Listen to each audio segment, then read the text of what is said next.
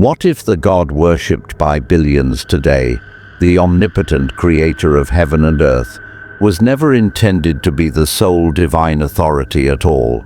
What if Yahweh, the God of the Bible, wasn't always the supreme being, but rather began as one among many ancient deities, slowly elevated through centuries of theological evolution, political strategy, and cultural fusion? The true identity of Yahweh is far more mysterious, layered, and ancient than most realize. His origins may stretch back beyond the Old Testament, beyond even Canaan, into the deserts, mountains, and city-states of the ancient Near East. In this video, we explore the lost identity of Yahweh, tracing his shadowy beginnings from a desert god of nomads to the centerpiece of monotheism. Was he once just another storm god, a warrior deity roaming with Semitic tribes, or could Yahweh be a later adaptation of older Sumerian and Akkadian gods, such as Enlil or Enki? Buckle in, because this journey through time will reshape everything you thought you knew about religion. When people today invoke the name Yahweh, they imagine the singular, all-powerful deity of the Abrahamic faiths. But the earliest traces of Yahweh in the archaeological record tell a very different story. One of the most significant early mentions comes from the Mesha stele, a Moabite stone inscription from around 840 BCE, in which the Moabite king Mesha claims to have defeated the Israelites and taken sacred vessels from a temple of Yahweh. But here, Yahweh is not presented as the universal God. Rather, he is one deity among many, a god of a specific people in conflict with other regional gods. Further clues come from an ancient Egyptian inscription at the Temple of Soleb, where the Shasu of Yahweh are described as nomadic tribes in the region of Seir. These desert-dwelling Semitic peoples, possibly Proto-Israelites, worshipped Yahweh as a tribal war god, a deity of the wilderness, of storms, of survival. This suggests Yahweh's cult began not in grand temples, but among wandering clans, perhaps as a fierce protector of shepherds and raiders. He may have been invoked through oral chants beside campfires, not rituals of empire. And crucially, he was not alone. The region of Canaan where Israelite religion emerged was rich with deities: Baal the storm god, El the father god, Asherah the mother goddess. These were gods of fertility, war, rain, and justice. Evidence shows that early Israelites practiced henotheism, worshipping Yahweh as their chosen god, while acknowledging the existence of others. Inscriptions like those found at Kunta Jude even pair Yahweh with Asherah, suggesting that in the earliest phase of Yahweh's worship, he had a consort. But where did Yahweh come from before this? Some scholars believe his roots lie even deeper in Mesopotamian religion. Gods such as Enlil, the lord of air and storms, and Enki, the god of wisdom and water, share numerous traits with Yahweh. Enlil was known to cause earthquakes and storms when angered. Enki was a protector of mankind, clever and moral. Could Yahweh be a syncretic evolution of these gods, brought westward through migration, conquest, or cultural osmosis? The Sumerian god El also deserves attention. Enlil was the supreme god of the Canaanite pantheon and was worshipped under that name in Ugaritic texts. It's not unlikely that Yahweh absorbed elements of El, eventually merging with his identity to become the ultimate divine being. In this early stage, Yahweh was not yet the monotheistic figure we now associate with Judaism, Christianity, and Islam. He was part of a larger divine ecosystem, worshipped for his unique attributes, possibly war, judgment, or storms. His transformation into a singular god was a slow and turbulent process, deeply entangled with the social and political crises of the Israelite people. This process accelerated during times of national trauma, especially the Babylonian exile in the 6th century BCE. When Jerusalem fell and Solomon's temple was destroyed, the Israelites were forced to reconcile their suffering with their belief in Yahweh. Priests and scribes, in exile and despair, began to reinterpret their God not merely as a tribal protector, but as a universal deity who used foreign powers like Babylon to punish and refine his people. It was during this exile that many of the core texts of the Hebrew Bible were composed or compiled. These texts cast Yahweh as not just the God of Israel, but as the creator of all things, the mover of history, the judge of nations. This theological leap from a God among gods to the only God was both spiritual and political. By emphasizing Yahweh's singularity, the Israelites differentiated themselves from their captors and neighboring peoples. They created a divine identity that could survive diaspora, defeat, and destruction. King Josiah's reforms in the 7th century BCE, just before the exile, were another key moment. By purging other gods from the temples and declaring Yahweh the sole deity to be worshipped in Jerusalem, he laid the groundwork for what would become full-blown monotheism. But even this transition wasn't smooth. The Hebrew Bible is full of laments, warnings, and condemnations of idolatry, evidence that many Israelites still clung to Baal, Asherah, and other ancient deities. Monotheism, in the strict sense, didn't triumph overnight. It was a centuries-long battle between competing visions of the divine, and even as Yahweh's supremacy became the standard, traces of his earlier identity survived. His fiery manifestations, his role as a warrior, his jealousy, and his cosmic judgments all harken back to older storm gods like Enlil and Baal. In some passages, Yahweh appears deeply anthropomorphic, walking in gardens, bargaining with humans, showing regret. These are not the traits of a distant, abstract deity, but of a god still bearing the marks of mythic origin. So what does all this mean for modern faith? For some, it threatens the idea of divine uniqueness. For others, it enriches the story of Yahweh, showing how human experiences, war, exile, conquest, longing, shaped our understanding of the sacred. Yahweh's journey from a minor tribal god to the Lord of all creation is not just a tale of theology, it is a reflection of the human story itself, our evolution, our fears, our resilience, and perhaps most intriguingly, it opens the door to understanding how all gods are, in some way, mirrors of the civilizations that worship them. Yahweh, once a god of a desert people, became the cornerstone of the world's largest monotheistic religions, but his earliest echoes in stone inscriptions, forgotten names, and shattered idols reveal a far more ancient, complex, and fascinating origin. As we continue to peel back the layers of Yahweh's transformation from a tribal deity into the monotheistic God of the Abrahamic religions, the complexities only deepen.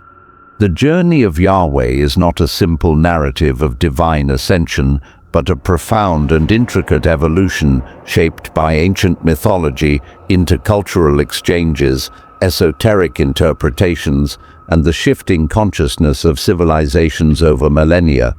From the syncretic absorption of titles and traits belonging to Mesopotamian gods like Enlil and Marduk, to the assimilation of Canaanite deities such as El and Baal, Yahweh's persona was forged in the crucible of Near Eastern theological ferment.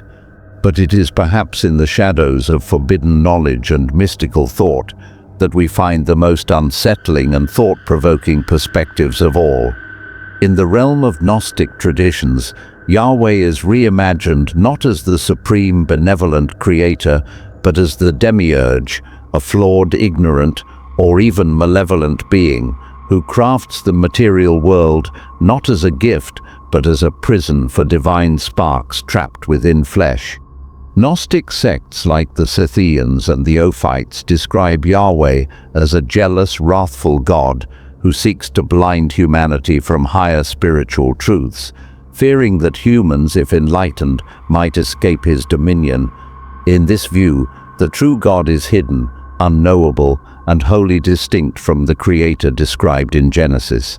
Such beliefs radically oppose orthodox doctrines, portraying Yahweh's commandments and demands for exclusive worship not as holy mandates, but as mechanisms of control.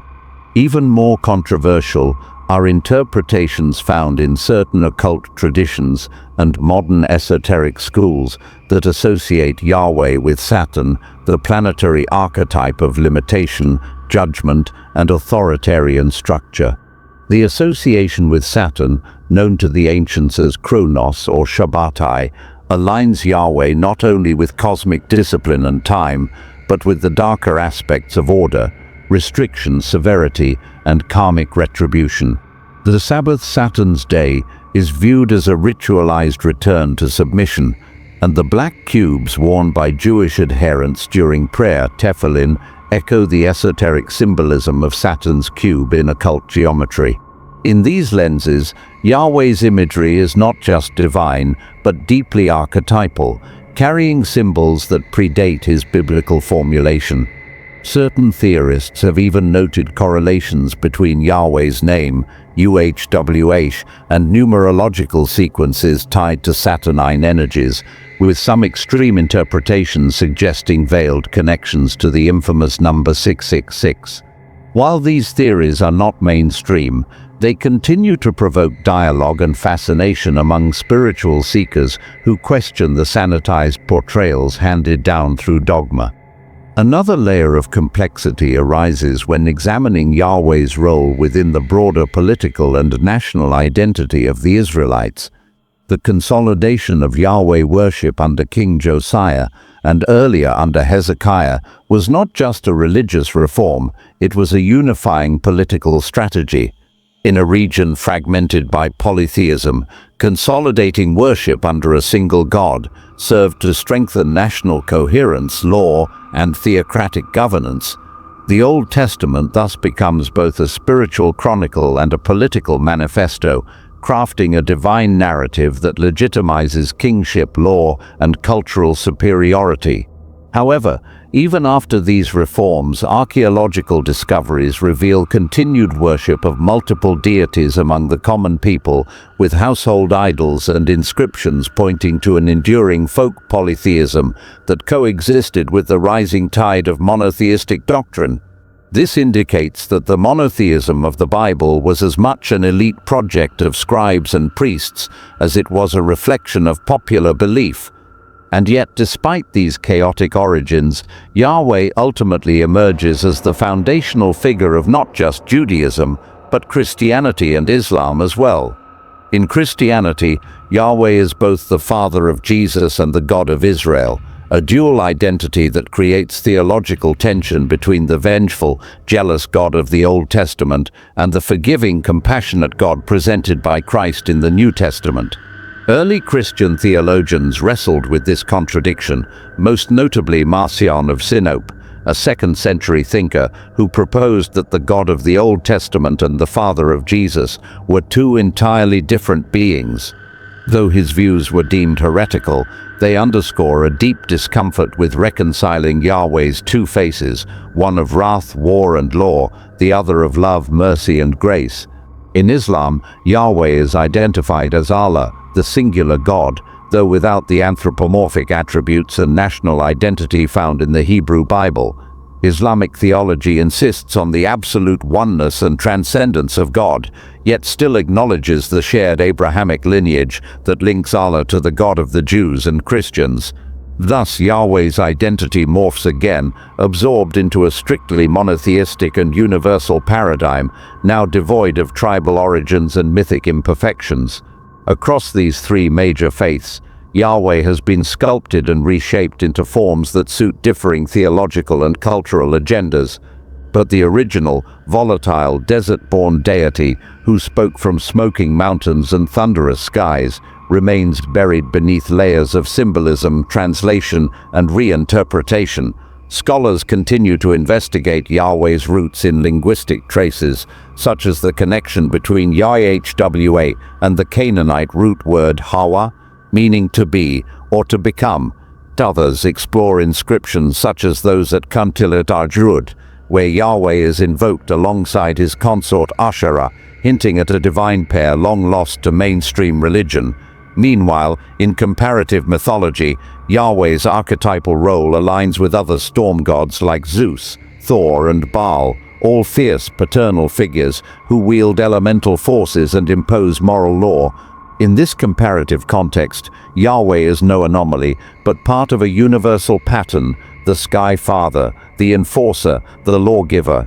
But where others remained gods among gods, Yahweh's narrative took a radical turn toward exclusivity, eventually demanding the annihilation of all rivals and culminating in the claim of absolute sovereignty.